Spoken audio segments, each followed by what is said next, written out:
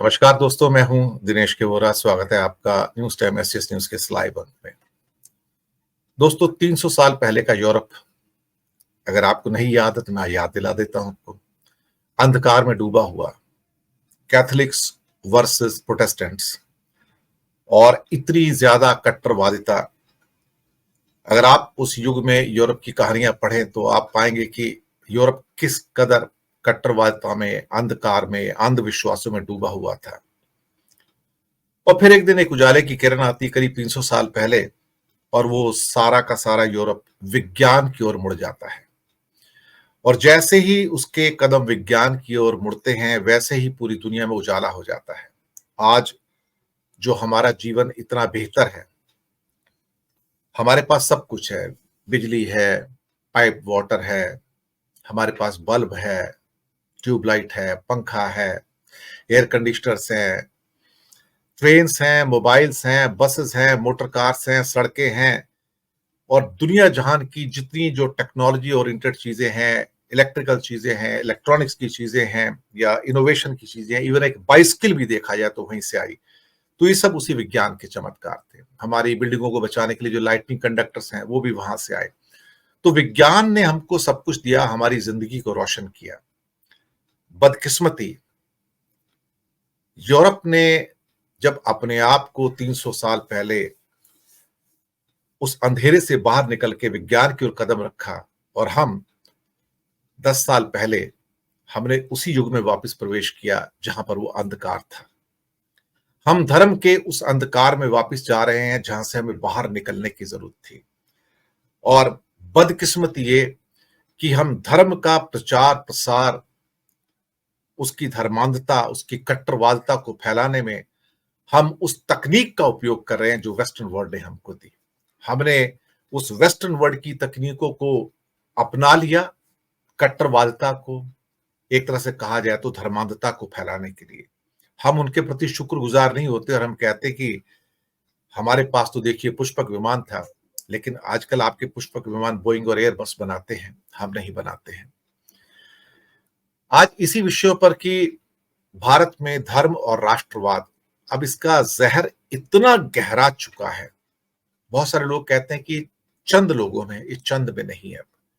अभी इतना गहरा गया है और इतने ज्यादा लोगों में है कि ये सारा का सारा अंधकार बेसिकली हम अब विदेशों में भी लेकर जा रहे हैं। हमारा डायस्पोरा भी उसी में डूबा हुआ है। हम इसके ऊपर आज बात कर रहे हैं, और कि ये जो राष्ट्रवाद का जहर है जो हमारी नसों में उतरा है, ये अपने आप में हमें कितना नुकसान कर सकता है। मुझे लगता है मीनू जान जी हमारे साथ जुड़ तो गई थी, शायद लगता है उनके कुछ कनेक्शन में प्रॉब्लम आई है। तो जैसे ही वो जुड़ती हैं, हम अपनी बात जारी रखेंगे यहां पर।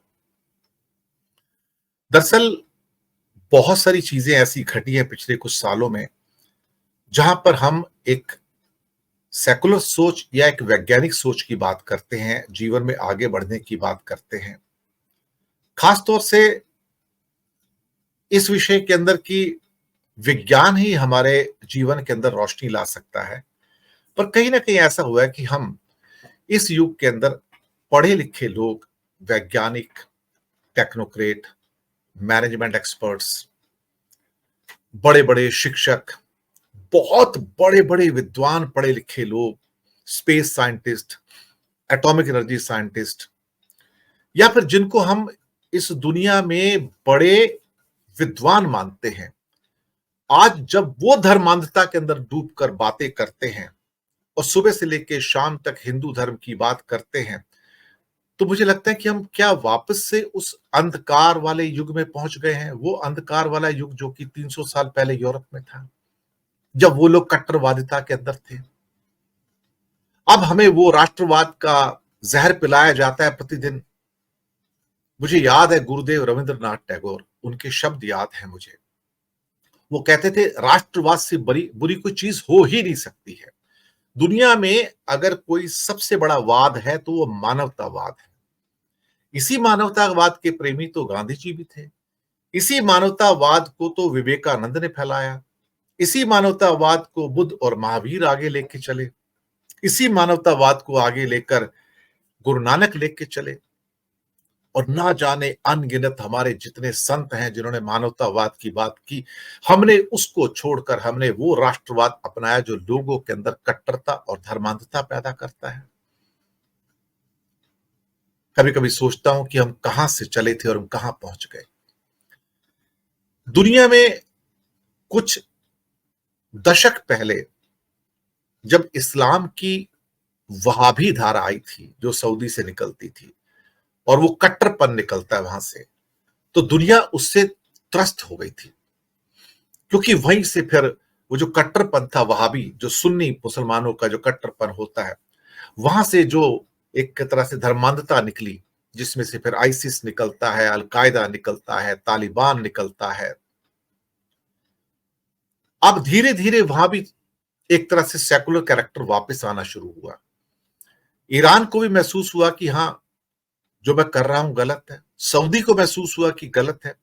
और यूएई यानी कि आबू धाबी और दुबई के अंदर जो उनके ओनर हैं, शासक है नायान साहब, उनको महसूस हुआ कि नहीं, संस्कृति तो मिलजुल कर ही होगी, बिना मिले जुले तो काम नहीं बनेगा। आप देखिए America melting pot of culture कैसे बनता है जब सारी सभ्यताएं साथ आती हैं। वहां चीनी भी हैं, भारतीय भी हैं, ब्रिटिश भी हैं, कैनेडियन भी हैं, ऑस्ट्रेलियन भी हैं, अफ्रीकन भी हैं, सेंट्रल एशियन भी हैं, रशियन भी वहां रहते हैं। कौन सा ऐसा व्यक्ति है जो अमेरिका में नहीं रहता है? और उन सब ने एक साथ मिलके, उसमें गौर वर्ण के लोग भी हैं, अश्वेत वर्ण के लोग भी हैं, गेहुआ वर्ण के लोग भी हैं, अलग अलग धर्मों के लोग हैं, लेकिन वहां की डेमोक्रेसी में, लोकतंत्र में रच बस गए। और जिसलिए इसलिए कहते हैं कि America as a melting pot of culture, रचे बसे समृद्ध हुए। दुबई क्यों समृद्ध हुआ? इसलिए समृद्ध हुआ दुबई की वहां पर लोग आते गए, बसते गए, कट्टरवादता समाप्त हुई और मेल्टिंग पॉट ऑफ कल्चर बना। आज वहां मंदिर भी हैं, मस्जिद भी हैं, चर्च भी हैं, और सारी की सारी जो सभ्यताएं वहां पर आई, वर्ग आए, उन्होंने एक दूसरे को सपोर्ट किया, तो निकल करके आया मानवतावाद। यानी कि ना तो राष्ट्रवाद चाहिए था, ना धर्म चाहिए था तो मानवतावाद। ब्रिटेन हो, ऑस्ट्रेलिया हो, कनाडा हो, अमेरिका हो, इवन दुबई हो, मैं आपको बताऊं, इवन सऊदी चेंज हो रहा है आज की डेट में। तो क्यों? अल्टीमेटली सबको एक वैल्यू समझ आ रही है, मानवतावाद की।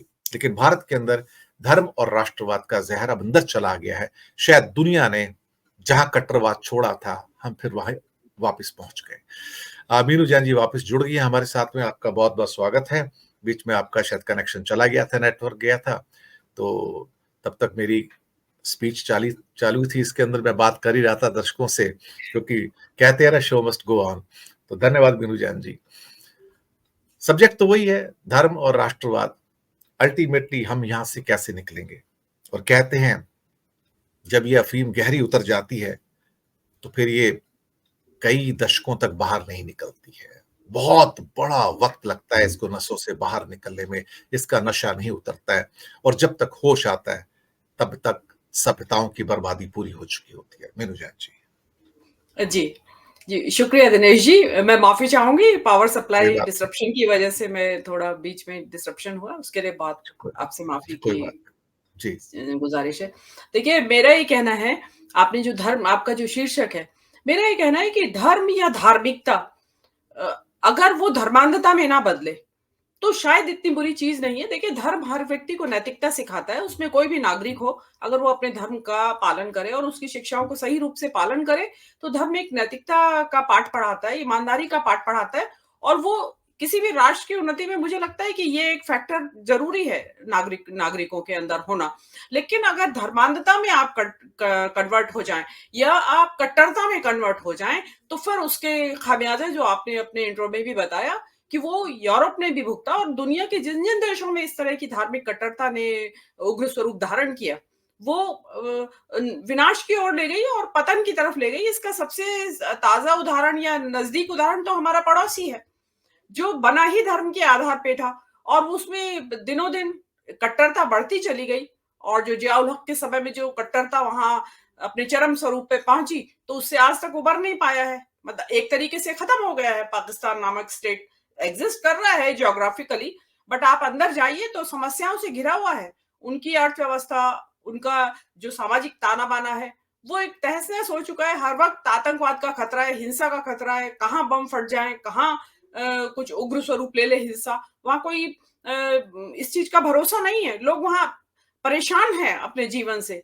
तो हमें उससे सबक लेना चाहिए। और हम तो धर्म के देश पे बने, धर्म के आधार पे बने भी नहीं थे देश हमारे, तो हम तो धर्मनिरपेक्षता के आधार पे बने थे। मतलब कि सभी को अपना धर्म पालन करने की छूट होगी, लेकिन राज्य का कोई धर्म नहीं होगा। वो चीज अभी तक चलती रही थी, उसको सभी सरकारों ने, ये जो कोई भी सरकार आई, किसी भी दल की केंद्र में सरकार आई, उसमें इस चीज का पालन किया गया। लेकिन अभी पिछले 10 वर्षों से जो प्रयास हुए हैं, और जिसमें कि इस वक्त तो लगता है कि एक देश का राजधर्म बन गया है, मतलब जो देश का जो कर्णधार है, जो जिनके हाथ में सत्ता है, वो एक किसी एक धर्म के पक्ष में स्पष्ट तौर पे खड़े हैं। और आप देखिएगा अभी जो राम मंदिर का जो उद्घाटन हो रहा है, राम मंदिर का उद्घाटन हो, उससे कोई ऑब्जेक्शन नहीं है, लेकिन जिस तरीके से उसको एक राजकीय घटना का सा स्वरूप दे दिया गया है, वो एक इस तरफ इशारा करती है कि हमने रास्ता बदल लिया है, और हम बदल के और काफी आगे उस रास्ते पे जा चुके हैं। और इसका खामियाजा इस देश को भुगतना पड़ेगा, और भुगत भी रहे हैं। जो सामाजिक ताना बाना है, धर्म के आधार पे जो समाज को बांट दिया गया है, और कोशिशें लगातार जारी है, वो एक खतरे का संकेत दे रही हैं। और नॉर्थ इंडिया में खासकर इसका भारी खतरा मंडरा रहा है। इसमें दिनेश जी, एक सोचने वाली बात यह है कि दक्षिण भारत में उस तरीके से इस धार्मिक कट्टरता ने अपने डेरे या पंख नहीं पसारे हैं, जैसे कि हमारे नॉर्थ इंडिया में पसारे गए हैं। जबकि साउथ इंडिया के लोग नॉर्थ इंडिया के लोगों से ज्यादा धार्मिक हैं, ज्यादा धर्म का पालन करते हैं, जनरली हिंदू धर्म का ही पालन करते हैं, मेजोरिटी ऑफ देम। बट उनका जो उन्होंने अपने ऊपर कट्टरता को हावी नहीं होने दिया, अपने वैज्ञानिक दृष्टिकोण को प्रभावित नहीं होने दिया, जिसकी आप बात कर रहे हैं कि जो वैज्ञानिक दृष्टिकोण उनका प्रभावित नहीं हुआ। और उसका नतीजा है कि आज जो आर्थिक जो उनकी प्रगति है, या जो उनकी जीडीपी में जो उनका योगदान है, जो उनकी पर कैपिटा इनकम है साउथ इंडिया सदर्न स्टेट्स की, वो यूपी नॉर्दर्न स्टेट से कहीं आगे है, बहुत आगे हैं। तो ये चीज, ये सोचने वाली बात है। इनफैक्ट जो नॉर्थ इंडिया की जो पॉपुलेशन है, उनको इस चीज का अपने में चिंतन मनन करना चाहिए कि हम पीछे क्यों रह गए प्रगति की दौड़ में।